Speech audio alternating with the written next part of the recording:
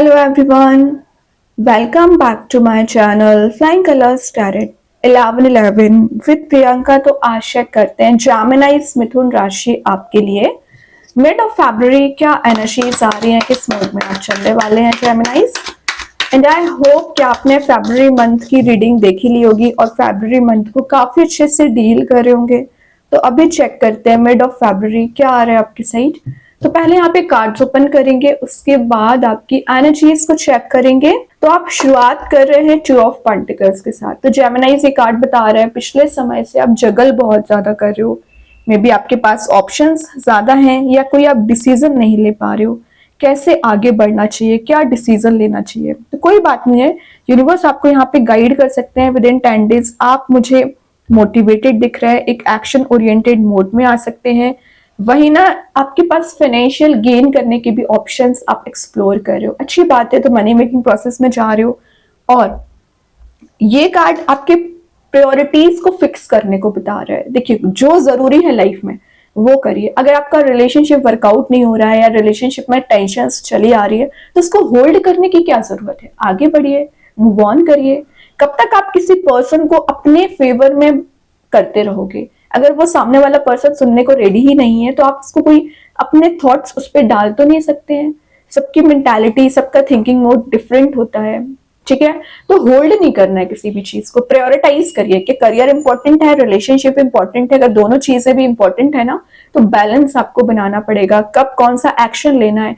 तो वही बात आ जाती है कि आप लाइफ में अचीव क्या करना चाह रहे हैं। और मैनेजमेंट स्किल्स का कार्ड ये माना जाता है, तो आपको थोड़ा सा मैनेज्ड लाइफ को करके चलना पड़ेगा, अपनी स्किल डेवलप करनी पड़ेगी, पर्सनैलिटी बिल्ड करनी पड़ेगी।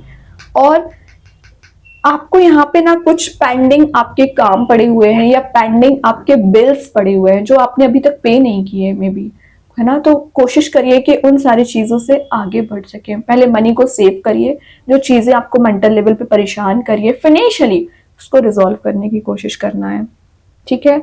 और पिछले समय से आप कुछ ऑर्गेनाइज्ड वे में आगे नहीं बढ़ रहे हो, मतलब आपका कोई टाइम टेबल मुझे नजर नहीं आ रहा है। तो थोड़ा सा कोशिश करिए टाइम टेबल बना सके। और हो सकता है कि किसी के बिहेवियर को या किसी के एक्शंस को आप भूल नहीं पा रहे हो, बार बार वही चीज आपको याद आती है मेंटल लेवल पे जो आपको परेशान करती है। किसी ने आपके साथ गलत बिहेवियर किया है, कोई बात नहीं है, फॉरगिव करने की कोशिश करिए। कब तक आप उस चीज को भी पकड़ के बैठे रहोगे? उससे क्या होगा, आपकी एफिशिएंसी कम होती है, आपकी थिंकिंग पावर कम होती है। कुछ लोग ना यहाँ पे रिस्पॉन्सिबिलिटीज की वजह से भी प्रेशराइज्ड फील कर रहे हैं। हो सकता है आपकी बहुत ज्यादा रिस्पॉन्सिबिलिटीज हो। तो जेमिनाइज में एक बात बता दो, यूनिवर्स ने आपको चूज किया है, इतने कैपेबल समझा है कि आप उसे डील कर पाए। तो उसको एज अ ब्लेसिंग ट्रीट करें, है ना। निगेटिविटी नहीं लेके आना है आपको माइंड में। देखिए, मैं बोली रही थी यूनिवर्स आपको पूरा सपोर्ट करते हैं। हाई प्रीस्टेस आ गया, डायरेक्टली कम्युनिकेशन होता है यूनिवर्स के साथ आपका, मतलब आपकी साइकिक एबिलिटीज मुझे बहुत ज्यादा स्ट्रॉन्ग दिख रही है। तो उसको यूटिलाइज करिए। यूनिवर्स आपके साथ हर पल रहते हैं, आप माने या ना माने, आपको गाइड करते हैं, आपको रास्ता बताते हैं। लेकिन बात आ जाती है कि आप कितना नोटिस कर रहे हैं इस चीज के लिए। जो लाइफ में आपकी मिस्ट्री चली आ रही है वो रिलीज हो रही है और सबकॉन्शियस माइंड आपका एक्टिवेट हो रहा है, इंट्यूशन स्ट्रांग रहेगा, स्पिरिचुअली आप मुझे एक्टिवेट दिख रहे हो। और कुछ ब्लॉकेजेस आपकी लाइफ में चले आ रहे हैं, वो ब्लॉकेजेस रिलीज होंगे। लेकिन हाई प्रीस्टेस ना यहाँ पे छोटा सा अलर्ट देता है कि आपसे जेलसी रखने वाले लोग बहुत ज्यादा प्रेजेंट रहते हैं, जो हिडन रहते हैं, जो आपको नजर नहीं आएगा कि ये पर्सन आपसे जेलसी रखता है। हिडन एनर्जीज उनकी रहती है, उनसे अलर्ट रहना है। अपनी प्लानिंग स्ट्रेटेजी हर किसी से शेयर ना करें। और ये कार्ड ना आपके कुछ अननोन एनर्जीज को बता रहा है, मतलब कुछ unknown contact with in 10 days बन सकते हैं। और कुछ सीक्रेट्स हैं जो अभी रिवील नहीं हुए, आपके रिलेशनशिप में भी हो सकता है, करियर में भी हो सकता है। तो वो हिडन सीक्रेट्स रिवील हो सकते हैं। पिछले समय से ना आपने कुछ ऐसे डिसीजंस लिए हैं जो जिसमें आपको ही लॉस लगा हुआ है। तो डिसीजन मेकिंग प्रोसेस आपकी स्ट्रांग होना चाहिए। और ये आपके बिलीफ सिस्टम के स्ट्रांग होने को शो कर रहा है कि आपका रिलीजियस एक्टिविटीज में पार्टिसिपेशन रह सकता है, फेथ आपका इंक्रीज हो रहा है। और जो आपकी सेल्फ आइडेंटिटी अभी मिसिंग चल रही थी, तो आप अपनी सेल्फ ग्रोथ को लेके काम कर सकते हो, अपनी इंडिविजुअल पर्सनैलिटी बनाने के लिए काम कर रहे हो, अच्छी बात है।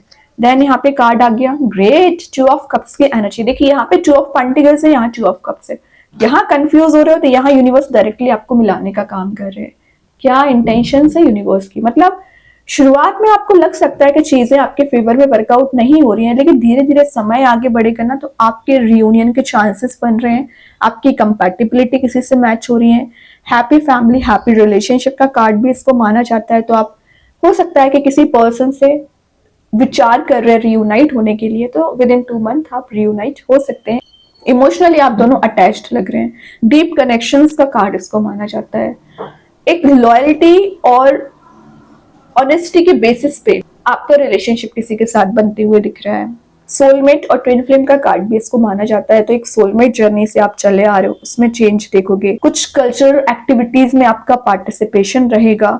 देन बैलेंस बहुत अच्छा बना रहे हो। जैसा आप मेंटालिटी रखते हो ना जेमिनाइज, वैसी मेंटालिटी आपके पर्सन की दिख रही है। आप दोनों मुझे सिमिलर पेजेस पे आते हुए दिख रहे हैं।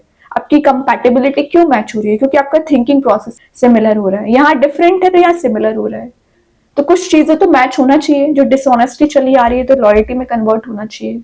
ओके, तो वही सब कुछ आप देखने वाले। पार्टनरशिप स्ट्रांग हो रही है अगर आप कोई बिजनेस कर रहे होंगे, और एज अ टीम लीडर भी आप काम कर सकते हैं। वर्ल्ड का कार्ड आ गया तो सबसे पहले विद इन 10 डेज आप कहीं ट्रैवल पर जा सकते हैं। कंप्लीशन ऑफ साइकिल है, तो आपकी लाइफ में कोई major cycle, major energy complete होके एक न्यू साइकिल स्टार्ट हो सकती है। और ये कुछ आपके फ्लुटेशन को बता रहा है। 21 नंबर का कार्ड है जो 3 नंबर को बता रहा है। तो ये आपके रिजल्ट्स को प्रोवाइड करेगा। जो मेहनत आप कर रहे हो उसमें एबंडेंस प्रोस्पेरिटी लाने का काम करेगा। इन 10 डेज ना आप कुछ सेलिब्रेट कर सकते हैं। फुलफिलमेंट आपकी लाइफ में आ रहा है। फ्रीडम आपको प्रोवाइड की जा रही है। प्योर नेचर आपकी लाइफ में आ रहा है। प्योर लव की जो मैं बात कर रही थी ना 2 ऑफ कप्स के साथ, वो एनर्जीज आप गेन कर रहे हो। और आपको यहाँ पे एक छोटा सा मैसेज यूनिवर्स अपने साइड से दे रहे हैं। Look to your past and acknowledge how far you have come. तो आपको बोला जा रहा है कि आपने पुरानी चीजों को थोड़ा सा याद नहीं करना, उसमें स्टक नहीं होना है। पास्ट एनर्जीज को थोड़ा सा रिवील करिए, सोचिए उसको कि आप कहाँ थे एक टाइम पे और आज कहाँ स्टैंड कर रहे हो। यूनिवर्स ने आपका साथ दिया है, कितना प्रोग्रेस आपको कराया है। तो उससे क्या आपको एक मोटिवेशन मिलता है कि आपकी ग्रोथ ही है फ्यूचर में। ऐसा नहीं है कि आप डिग्रेड हो गए, आपकी ग्रोथ होती रहेगी अगर आप सही वे में एफर्ट लगाते जाओगे, यूनिवर्स पे ट्रस्ट करोगे। तो आपको पास्ट एनर्जी से बहुत कुछ सीखने मिलेगा। दूसरे लोगों से तो आप कम सीखते हो, अपनी ही स्ट्रगल से आप बहुत कुछ मोटिवेशन ले लेते हो, बहुत कुछ इंस्पायर हो जाते हैं। तो आपका मोटिवेशन मुझे बहुत ज्यादा हायर लेवल का ही लग रहा है कि आपने बहुत स्ट्रगल किया है जेमिनाइज, है ना। उसी स्ट्रगल का रिवॉर्ड यूनिवर्स आपको यहाँ पे दे रहे हैं, फ्रूटेशन में लेके जा रहे हैं, फ्रूटफुल रिजल्ट्स आपको प्रोवाइड कर रहे हैं। रिलेशनशिप में हो सकता है मैरिज का कार्ड है वैसे ही, तो आप जिस पर्सन से डिजायर रख रहे हो ना कनेक्ट होने की, बहुत जल्द आप कनेक्ट हो सकते हैं। डिवाइन टाइमिंग आ सकती है, लेकिन अभी आपको क्या करना है, नेगेटिव रिलेशनशिप, नेगेटिव पास्ट से मूव ऑन करना पड़ेगा। जो चीजें आप डिजर्व नहीं करते हो उससे आगे बढ़िए। कब तक आप होल्ड करके बैठे रहोगे? Walking away from a current situation और पर्सन। तो आपको लग रहा है कुछ चीजों से आगे बढ़ना चाहिए, आगे बढ़िए। हो सकता है कि वो आपके पास फिर आएंगी, रिटर्निंग एनर्जी रहेगी, लेकिन अभी आपको आगे बढ़ना पड़ेगा, अभी आपको स्टेप लेना पड़ेगा। एग्जॉस्ट हो चुके हैं पिछले समय से, इरिटेटिंग फील कर रहे हो, तो आप आगे बढ़ोगे तो सन आपका इंतजार कर रहा है, हैप्पीनेस आपका इंतजार कर रहा है।